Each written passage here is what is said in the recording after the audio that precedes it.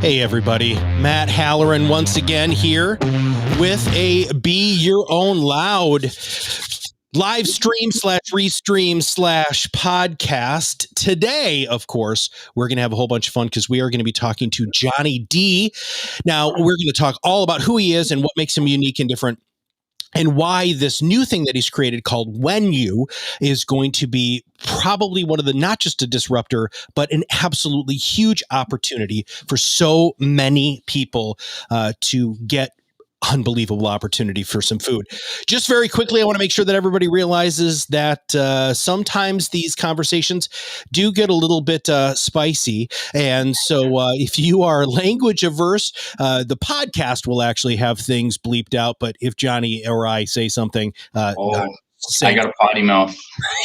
I'm sorry. I'll try to keep it under control. It's all right. It's no worries. All right. So, Johnny, how did we meet? Do you remember who introduced us?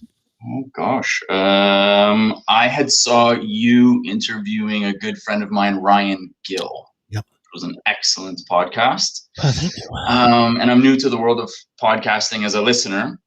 And it really opened me up, and I started checking out some other things. But I shared that because I like Ryan and I like you now, and it's very, very inspiring. So The Gathering is coming up. I don't know if you're tuned into this, everybody, but there's something called The Gathering, and you need to check it out.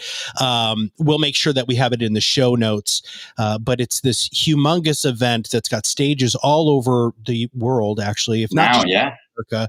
And I'm signed up for it. I've got an Illuminati pass, which I'm like, nice. Yeah, let's go back. But yeah, so that's Ryan Gill's baby, and it's Stephanie, who's the GM for The Gathering, was on one of these Restreams a little while ago. And I want to thank Restream, by the way, Restream.io, for giving us this unbelievable technology to use. All right, Johnny. So you started being an entrepreneur when we had our pre-call. You and I have a lot in common. You started being an entrepreneur super, super early. So talk about that. Like, how did that happen? Where'd that come from? Well, I think that's something that's in the DNA. It can be taught and learned as with anything. But I think that's something that I personally had in my DNA. Just growing up around me, I was influenced by entrepreneurship. My uncles both ran their own businesses. One ran a very successful karate studio here in Toronto, and another one had a plethora of different businesses throughout my childhood growing up. So there was that. And then I didn't grow up with my father in my life too much, but he was an entrepreneur as well. He had his own auto body shop. So, I wasn't influenced by that, but as I look at how my life panned out, I can't help but think that was somewhat in my DNA from my uncles and my own father, right? And then, of course, my mother was, I grew up raised by a single mom, and she worked 3 jobs. So I had the hardworking aspects. You got entrepreneurship, hardworking, and I just became a hardworking entrepreneur, I guess. Well, and you also had time, which was fun, because that was one of the things you and I had talked about, is because your mom worked so much like mine did, that you had time to get yourself in just a little bit of trouble in good ways and bad ways, right? Definitely. And so you had the opportunity at a young age to see opportunity and take advantage of that. Could you share the Chuck E. Cheese story, dude? I just so good. Yeah, sure. So me and my friends used to hang out behind this shopping plaza where Chuck E. Cheese was back in the day. And you want to talk about opportunity? You noticed an opportunity, all right. They were hucking hundreds of thousands of tickets out every single night. These are the tickets that you redeemed for the big prizes, right? So there was a dumpster there full of tickets. We did a little dumpster dive, and we used to go in and shop the top shelf stuff, as little kids. And honestly, I had this, I joke that this was the first Bitcoin, because we were literally mining something from nothing, This was Bitcoin before Bitcoin, And it's funny enough, that was my first job when I first got my social insurance number that we have here in Canada to be able to work. I was 14 years old, and I went and worked at Chuck E. Cheese, and came full circle. Yeah. So, but prior to that, even I saw opportunity. I always lived in apartment buildings. And then when I was about 7 or 8, I moved into a townhouse complex, and they had these garbage huts. So there was, as opposed to taking your garbage to the incinerator chute in a condo or building and you throw it down, there were 3 huts around this complex that was about 80 townhouses.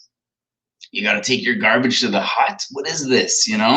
So I remember printing flyers. My mom had a friend who had a computer. I don't even know what year this was. I was 8, so yeah, like this is like 89, and we printed these flyers, and I went and passed them out. I wish I had a copy of it. It was like 25 cents a bag, but you better believe that everyone was signing 25 cents a bag. Like, sure. So I was going around collecting, and it's crazy now because as I am a homeowner myself, for the first time within the past couple of years, I became one. And I said, told my mom, I said, I'm going to get a kid to do the snow removal. Get some kid. They don't exist. Well, they don't.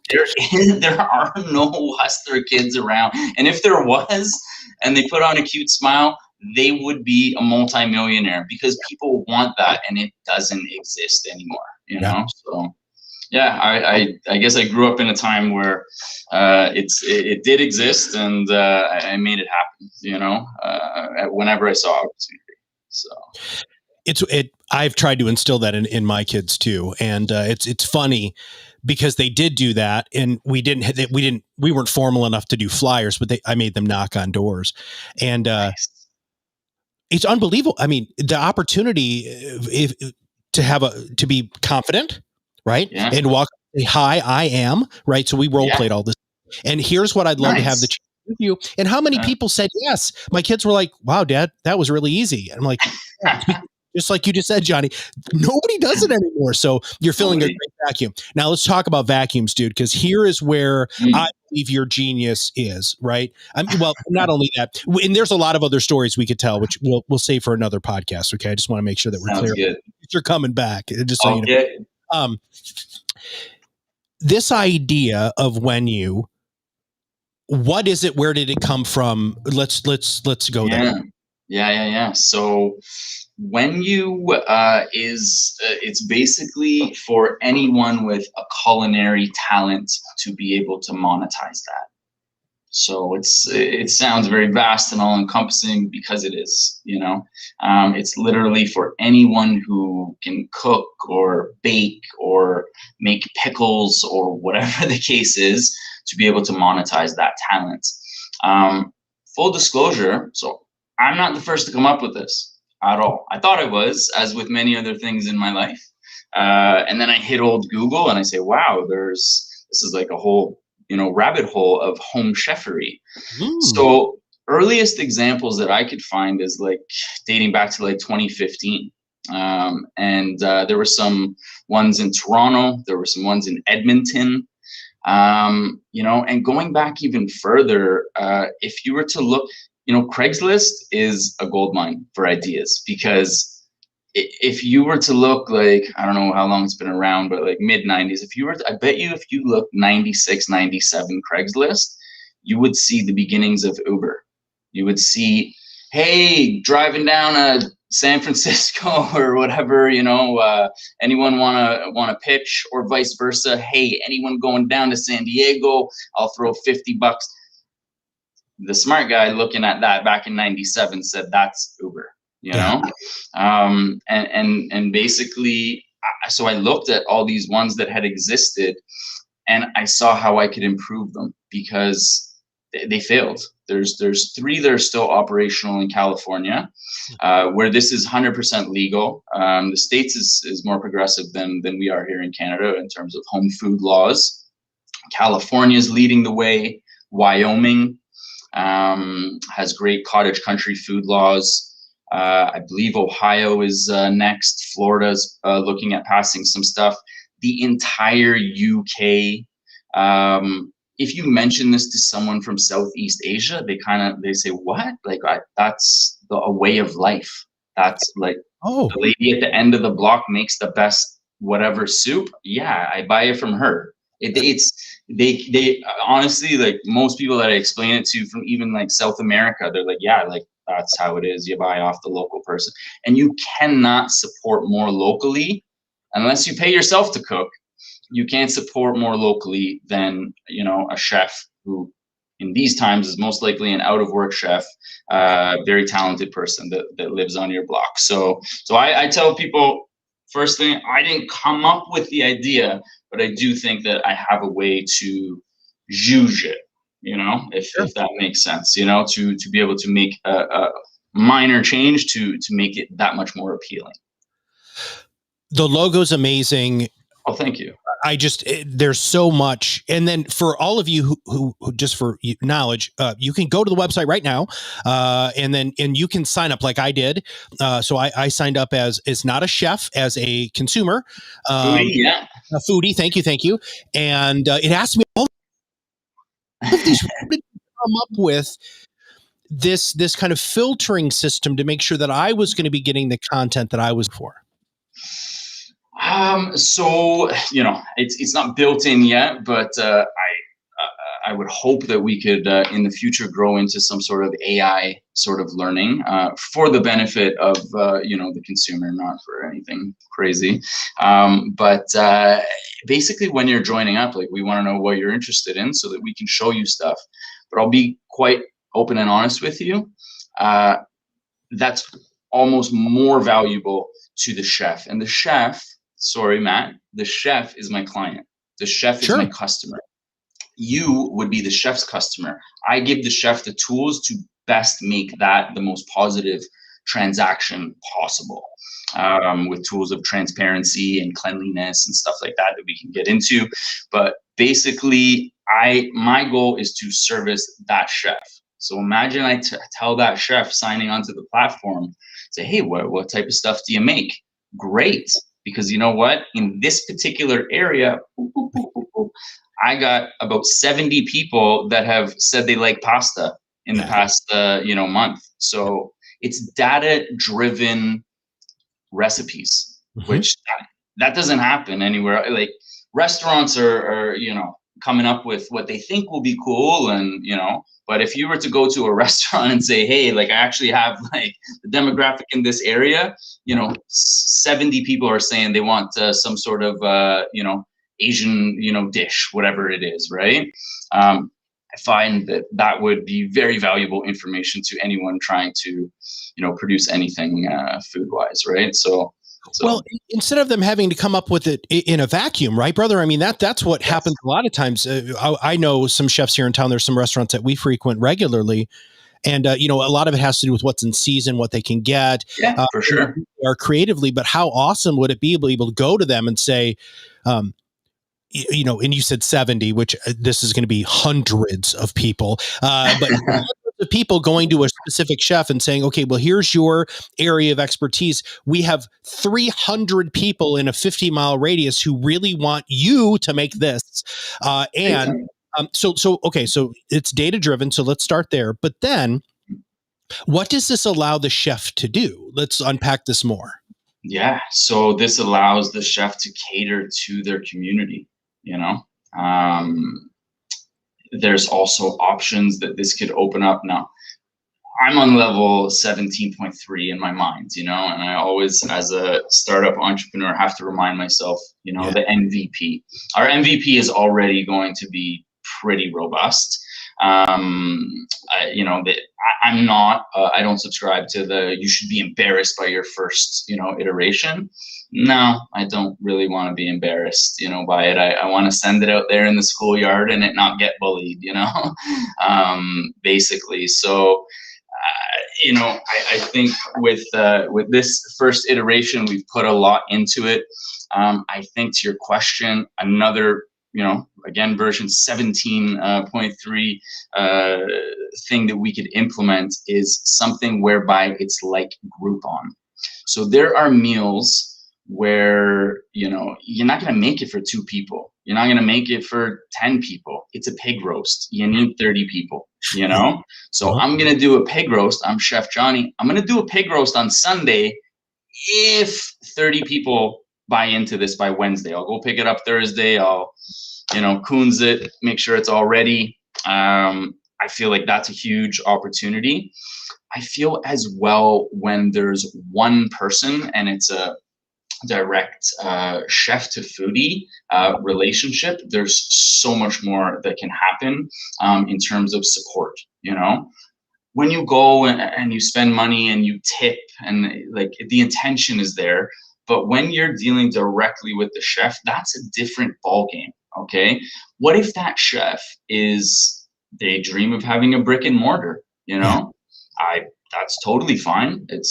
They would be essentially moving off of Wenyu, which is counterintuitive that I would want to support that, but I fully want to support that. You Yeah. know, I want to help them grow their brand and be able to take their customers with them, right? So when you give people the opportunity to showcase themselves and make that connection, I don't think it's that far off to say I have my meet my goal meter on the side, but it's not just a goal meter. It's Matt, I want to buy a new stovetop, you know? The stove is $5,000, but you know what? It's gonna help if you tell that story. So Yep. now it's like Kickstarter.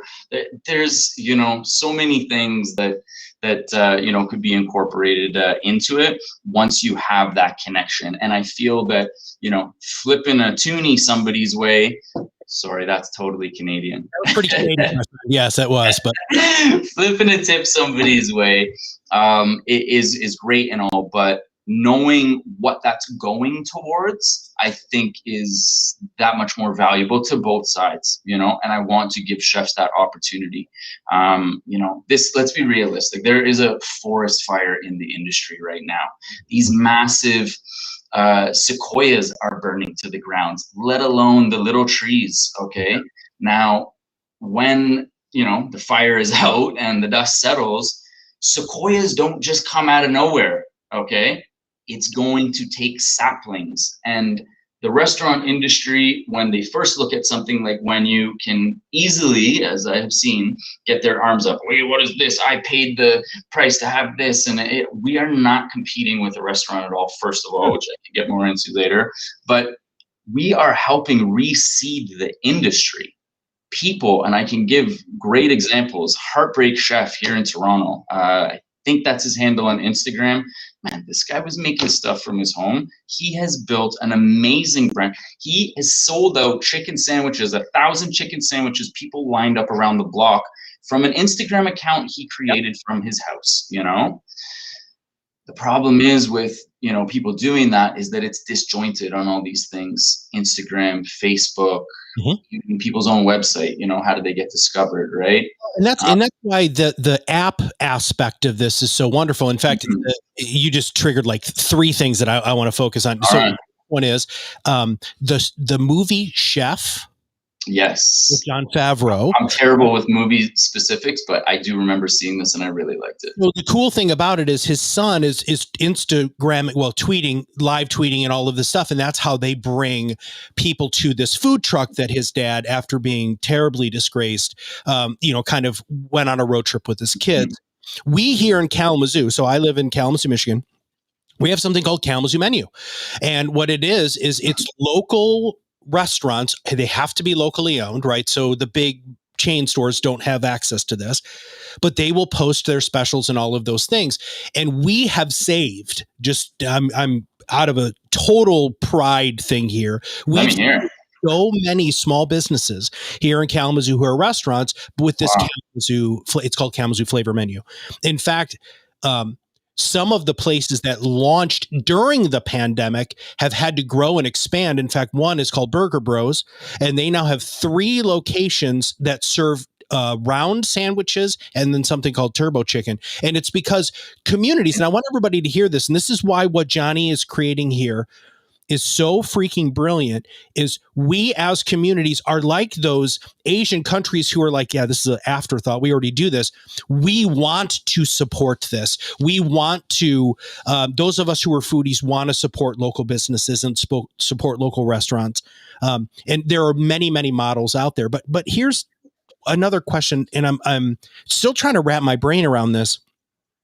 We talk a lot on this podcast and as a company about making sure that you have a very laser focused marketing approach. And Johnny, you're not doing that, dude. This is a huge net. How are you going to get the word out here in order to make this successful? Are you starting specifically in the Greater Toronto area? Because it asked me where I lived here on the site. So break that down. How are you going to attack this from a marketing standpoint? For sure. So we're hyper local marketing. So through Facebook and even snail mail, which has a crazy growth percentage of open rate during COVID, right? As compared to years past, right? So that type of approach to a chef in this community, and now we help him build the brand within that community, especially in a city like Toronto, we're the 4th or 5th largest city in North America. Lots of condos, 1-2 people cooking in a condo complex can feed a lot of people in a very short walk. So we are hyper local in that sense, but once things are, smoothed out here and we work out all the bugs within Toronto, I hope I'm not, being too naive, but I literally think, with a little coaching and help that I could hand this to a chef in UK and they just go online and run with it, It's not rocket science by any means. It's creating a connection with food. If I thought it was going to be an extreme uphill battle to get people to like good food, I would have quit a long time ago, So sometimes I'm naive in the way I think about things. I have a extremely Panglossian view of how I like to go about things, but it serves me well. But you have to, brother, right? And that's one of the reasons why all of the entrepreneurial ventures that you have, which you've had a number of them, have had this level of success. You have to be wildly optimistic and also have really thick skin when the bumps happen in the road, which let's talk about that with this project specifically. What are some of the hurdles that you've experienced? And more importantly, where have you pulled? What sort of resources or what have you done mentally to overcome some of the obstacles that have come up? Yeah, so great question. I relate everything back to past experiences, not just business, personal, whatever it is. And in terms of hardships and challenges, like within a business, very few things compare to things that I've been through in my life. I've had a theme of adversity through my life growing up, without getting too crazy into it. Like I grew up single mom. I didn't grow up, I never say that, I grew up with nothing. That would be a slap in the face to my mom. I grew up with a lot of love, and support. But we had hardships. I have 2 aunts that were murdered in separate occasions, separate years. My family, I was young, but my family felt those hardships, and we moved lots of times up until the age of 7. There's other hardships, but I could say that it all culminated when I was 17. I had brain surgery. I was given a 10% chance of living. They literally told my mom I was going to die. They said that they could do an emergency brain surgery. And 5.5 hours later, they removed 3 abscesses and a golf ball sized blood clot. It was a year-long recovery. I had 56 staples. I don't know if you can see, I have a scar that goes all the way across the top of my head there. So when we talk about challenges in a business, and I compare it to that, it pales in comparison, Well, I love that. And I think that's such a wildly important thing for business owners, entrepreneurs, people who are really trying to, again, rise above the noise and be their own loud is really putting things into perspective. Having appropriate perspective, I think, changes a lot of stuff for people. Understanding that, this is an amazing idea. And Johnny, I hope you make more money than you could ever want to make and help so many more people have amazing experiences with food, right? That would be how awesome that be? Supporting local artists who make food. It's unbelievable to me, the level of art and love that goes into that creation of something that we share together. And it's such a basic thing. In fact, we talk a lot about, if you truly want to connect with a client or a prospect in the business world, one of the greatest things you can do is eat with them, right? It's freaking breaking bread, man. There's nothing more basic than that. And if you can do it while supporting somebody, and on top of that, having food that you absolutely love, that's fantastic. Now, when I asked you this earlier, you turned a little shade of a red here. So I'm going to ask you this again, but do you consider yourself as an influencer, right? Because you're quite influential, but do you see this opportunity as Johnny D being an influencer and people coming on board because of you and your energy and persona? Influencer is a strong word. It's one of those ones that, I don't think you can say or should say about yourself. Is anyone sending me free products? No, no, they're not yet, but this is damn good. Yeah. If I can use my platform to talk about great brands, whether they're mine or other people's, and people follow that, so be it. I think, if I look back at the past, actually, it's funny. There was this group on Facebook. I partied in the 90s in Toronto or whatever. And it's like these people just posting like pictures. This is like before cell phones were everywhere, but like, I guess people are scanning like their old black photography photos or whatever. But there's all these pictures of parties from back in the days that I used to go to. Oh. And there's random people that I never met in my life. Well, I must have met them once, because they're wearing my t-shirt. They're wearing my hoodie. So me and my buddy, we would print these shirts called Sketch Bros. We thought we were pretty sketchy back then. And we would go and sell them at parties. And to look back, I just stumbled upon this group like a couple weeks back. And I was like, holy crap. Like, I have no idea who this is. They're wearing my shirt. And I was like 14 or 15 at the time. These are some underground parties. This wasn't necessarily in the club days, but I think I've always had some sort of, I haven't tried to be influential, but I've always been attracted to making a brand and making a dollar, straight up. Well, and when you look at, if everybody, goes ahead and checks out Johnny on LinkedIn, you're going to see some of the other brands that he's created.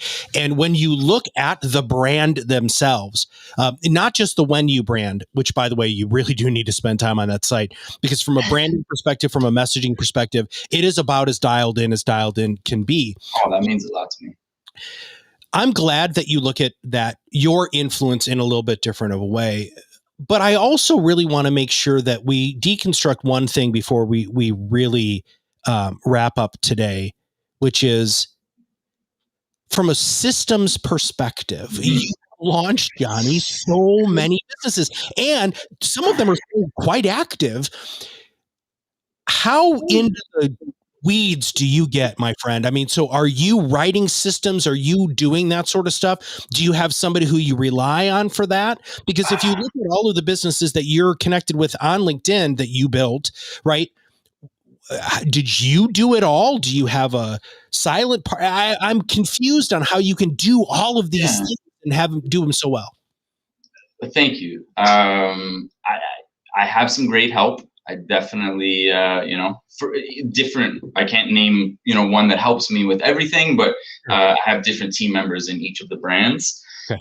But systems wise, I heard a saying, this was a while back, but I was already implementing this in some sort of fashion, but people don't run businesses, systems run businesses, and people run systems. So I don't know who said that, but they're a genius. And when I heard that, I said, kind of, strive to implement some sort of system and then put someone in power to run that system that runs everything else, So with my cleaning businesses, that's all me.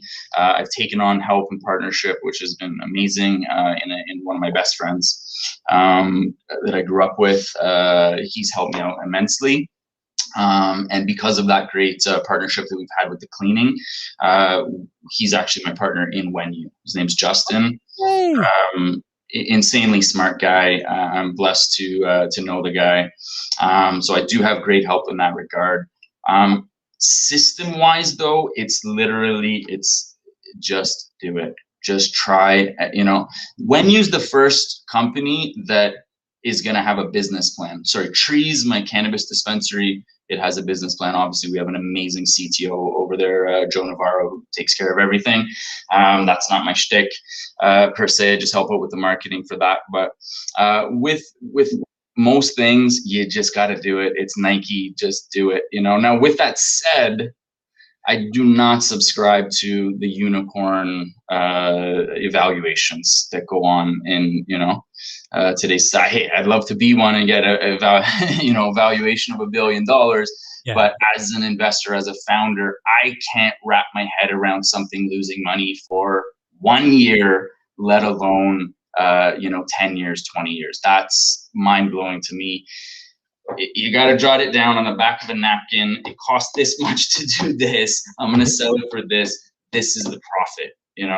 I have a saying, I couldn't be nonprofit if I was atheist, and it's from an old rap song of mine, but it sticks with me, and I'm not super money driven, but if it doesn't make sense, what are we doing, There's nothing wrong with making sure that you're making a profit, dude. I mean, and there's nothing wrong with wanting things to be successful. We've kind of equated the profitability with success, and that's the reality of. I just don't want it to come off, like I'm super money driven. I think as well on that note is like you hear a lot of people say do things that don't scale, and I kind of believe in that. Maybe if I could paraphrase it a little bit or reword it, I think that the better way to look at it is do things that scale. Like shit, you have to, it's got to scale, but scale it in a way that's not scalable.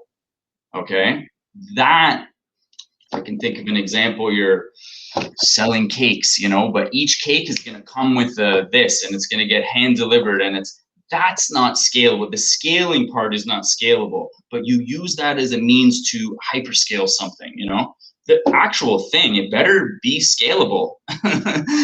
Cakes, and you can make more of them and you can sell more of them. That has to be quantifiably scalable, but I think the means by which you scale, you can cheat a little bit to not be scalable when you first start.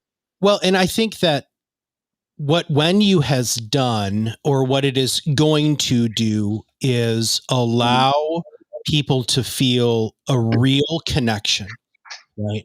I also think it's going to allow chefs to feel a real connection, right? And I think it's interesting. You brought up Ryan Gill at the beginning. When I interviewed Ryan, I said, well, what are you doing now? And he said, well, my mission is to cure the world of loneliness. And you're doing that with food, right? I mean, you're part of this equation, and we want to do this at Proudmouth by helping people to stop being the best kept secret in their area, right? It's all about connection, everybody, and the more and deeper connection that you can make using whatever media you want. Podcasting, video, creation of food, creating social events, anything along those lines that you can to allow people to feel connected again. Guys, coming out of COVID, it's going to be years, right? We've got some healing to do as a world and a reconnection that we need to do as a world. And I thank you, Johnny, for creating Wenyu, because I believe that is going to be a connection point for people, a great way for people. I like that you mentioned that the chefs as well, because it is two-sided. And as I said from the start, my first customer is actually the chef, right? When's the last time you saw a chef come to a table? Well, I'm a little spoiled personally, but and the only reason why is because my wife was a chef, and so we ask sometimes. Usually to be complimentary, because chefs don't usually get that, right? They get people complaining about stuff. And so when we go to a restaurant and there's something exceptional, we actually ask to speak to the chef, and they out, and we love them and hope that they continue to kick ass. So no, that's amazing. Most people, when I ask, they hum and they haw, and I say, was it in a movie? And they say, yeah, it was in a movie. And that's the sad truth of it, is that the last time you probably saw a chef, except for yourself and a few others who are complimentary, to the chefs, which is amazing because they don't get that. They don't. Besides that, though, it's totally relegated to Hollywood, and that's really sad. And to your point, it's on both sides. So from the chef standpoint, I don't like general statements, but I will say that chefs are creative people. They get into this to, be creative with their talents and learn how to do that safely and tastefully. And then you go out and you learn, and then you go get your first job, and they say, hey, go work in that back room back there. Don't come out. Okay, just stay back there.